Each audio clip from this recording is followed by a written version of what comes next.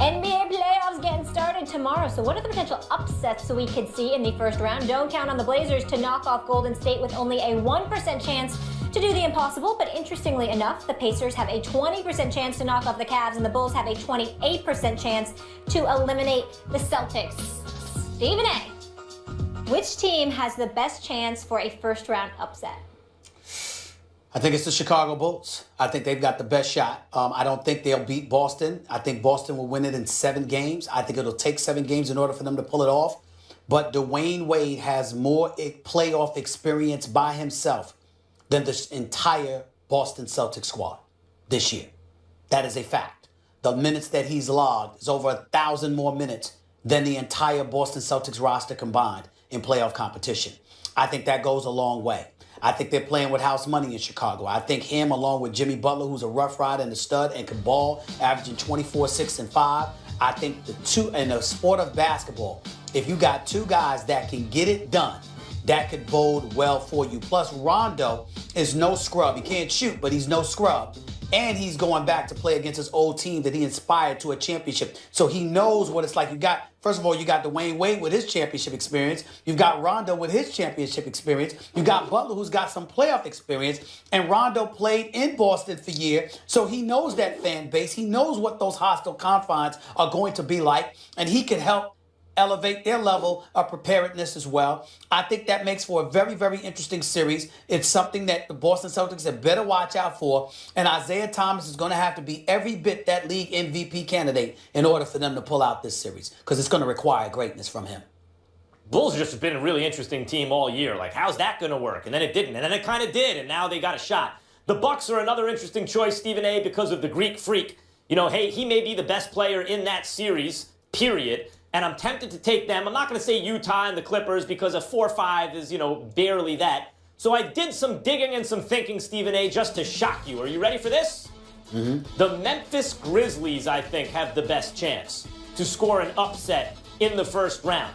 In the first place, Mike Conley, quietly, had a career year in an excellent career. Now, he's not quite like the Michael Lewis version of Shane Battier, the statless all-star, but he's something like that and always has been. He's always been better than his kind of traditional counting numbers would have you believe. And people who watch basketball know that. Of all the non-superstars, if you're constructing a team and you wanted to take a point guard to win a championship, Mike Conley is probably your answer, and even maybe including some of the superstars. He's that excellent. I've talked to my friend Ryan Hollins, who backed up at center on that team, and asked him about Memphis, and he said the leadership of Mike Conley. When they go out in the community and they're breaking ground on something, he actually gets down there with the shovel, and so everyone follows him down. It's that kind of camaraderie, that kind of leadership. They have that going for them. He's averaging 20 points a game on 40% from 3, playing defense, all those things. Lamarcus Aldridge, Zach Randolph, and Marc Gasol, and all those things are the kind of guys who can give teams problems in the modern NBA because they're not used to seeing them. And in the meantime, you look at the Spurs, they've underperformed expectations at home. Yes, they've won, but they're under 500 against the Vegas spread at home. Why is that significant?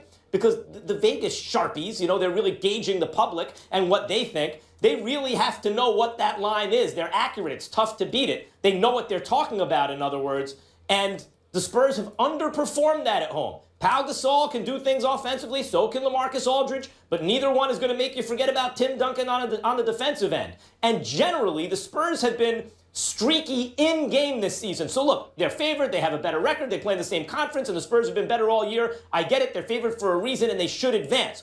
But I think Memphis has a real chance to shock people this season right there in the first round, Stephen A. And they're actually maybe the toughest matchup for Golden State, Memphis, if they can somehow get by the Spurs, because they address the one weakness in Golden State, which is if you can take them down low, you can have some success. They don't have Bogut there anymore. So I think Memphis has a chance to do something to shock people right off the bat. I'm not even dignifying that with a response. That's ridiculous, other than to say David Fizdale is my man. He's done an outstanding job in his first year as a head coach, former assistant in Miami. Very proud of the job that he's doing. He's going to be a really, really good coach in the NBA for years to come. But I'm not dignifying the Grizzlies being a threat to the Warriors with a response. I'm just not in the mood to tolerate that from you today. I'm just not. In Memphis, without Tony Allen, of course, there as well.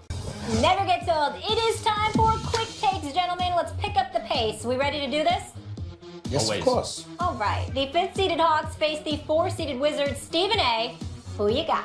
I'm going with the Wizards. I still believe the Wizards have a legitimate shot at getting to the Eastern Conference Finals. They wouldn't have to face the Cavs until that moment in time. I believe in John Wall. I believe in Bradley Beal. I got serious questions about everybody else, but I like them since they picked up Bogdanovich. It's just that they've got to play together. I'm still high on the Washington Wizards until the Eastern Conference Finals, and I'm going to stick with them right now. They'll beat the Hawks. You've been team Yeah, wall to without wall the- all season. Yeah, Max, your thoughts? Without a John Wall on Atlanta, Atlanta has to do a lot of things very well, and that hasn't been the case. Budenholzer is a great coach and all that, but they haven't really executed, particularly defensively, defending the three. And in the modern NBA, you don't have that singular superstar, and you're vulnerable to the three. It doesn't look good. I like the Wizards here. Out west, the 7th-seed Grizzlies face the 2-seed Spurs. Maximilian, do you give the Grizz a shot? I do, but I like the Spurs to win. But I think this series could easily go 7 games. I like the Spurs. I think this is going to be very tough. Spurs in 6. End of discussion. Dirk Nowitzki That's not a says cakewalk 6 games. Go ahead. he will return for his 20th season. Stephen A., should he have hung him up? I don't like it. I mean, if you're staying around because you need the money, that would be different, because I'm certainly not going to knock anybody for putting cash in their pocket. Why go out and get a regular job when you can play basketball, collect millions, and virtually chill? He's a champion, one of the greatest players we've ever seen in NBA history, deserves all the credit and accolades he receives. But he has clearly diminished because Father Time has taken a lot away from his game. Combine that with the absence of star-powered talent to play alongside him. You're just there playing the game. You're not really winning, and that's a shame because he's great, and so is the greatness of Rick Carlisle as a coach. I wish they had better talent. That makes no sense to me at all. He ain't a Nothing fighter. usually He ain't a does. football player.